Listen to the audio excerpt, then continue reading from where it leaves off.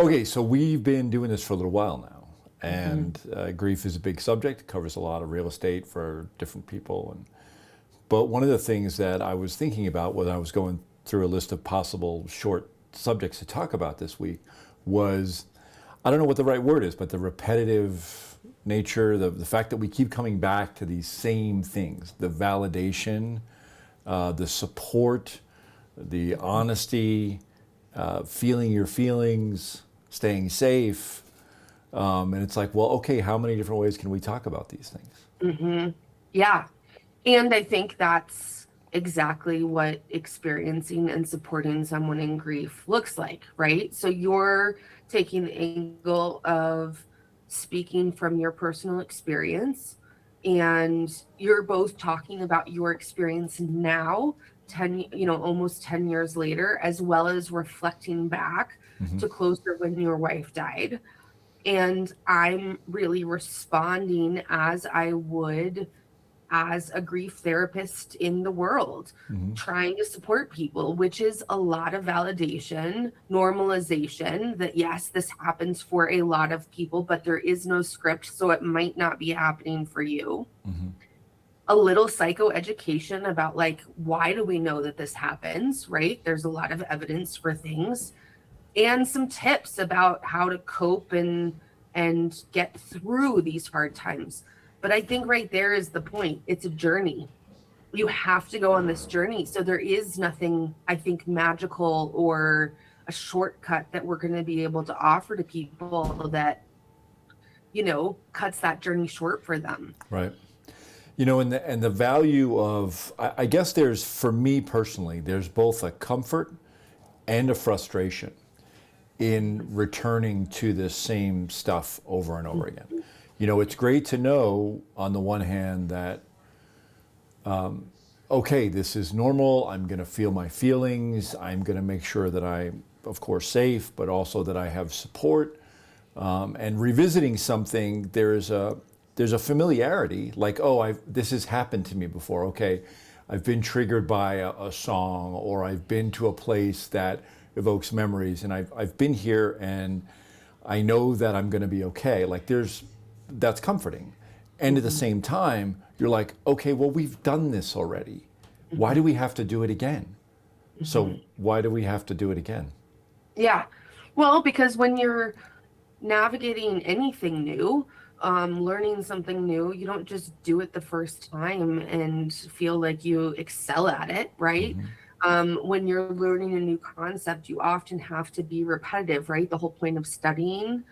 Well, I think integrating a new reality that you've never lived before, of course, that's going to take time and repetitiveness. Hmm. You're going to have to keep talking to yourself about this new reality, about how you now exist in this new reality before it becomes more integrated, Hmm. right? We've talked about like the goal isn't necessarily healing, maybe it's integration or learning to carry the weight of grief differently. Right.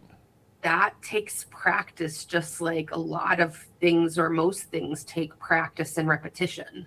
Yeah, and I think that one of the things, and I remember having this conversation with you, and we talk about this in the book as well, that every realization needs time for integration, right? And when the realization, if I'm understanding this correctly, is the thought, the intellectual understanding.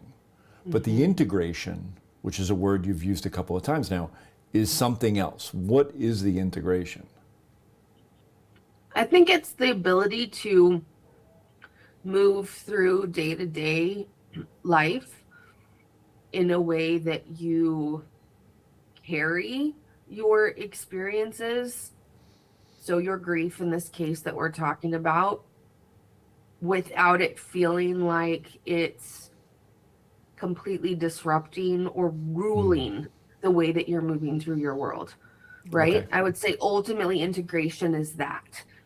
So it's about being able to carry it with you in a way that allows you to function life in life, and we've talked about this before, that it's a relationship that you form with this experience, that it's not about healing, it's not about it going away, it's just really about allowing it to coexist with you in a way Yeah. that's healthy. Yes. And to do Yeah. that, we have to keep coming back to the same We have lessons to over keep and over coming again. back. Absolutely. I think for a lot of people, especially when it's not someone towards the end of their life, right? Like we're not really addressing people who have necessarily lost a grandparent or an older parent in what we're talking about. Some of this is applicable, absolutely. However, I think we're kind of talking about deaths that occur earlier Mm, than lifespan would tell us that they should, right, because it's more disruptive to, our lifespan. right. And so I think when you're thinking about what makes sense and what doesn't make sense, like it doesn't, not that grief at the end of our lifespan isn't difficult, sad. We definitely mourn.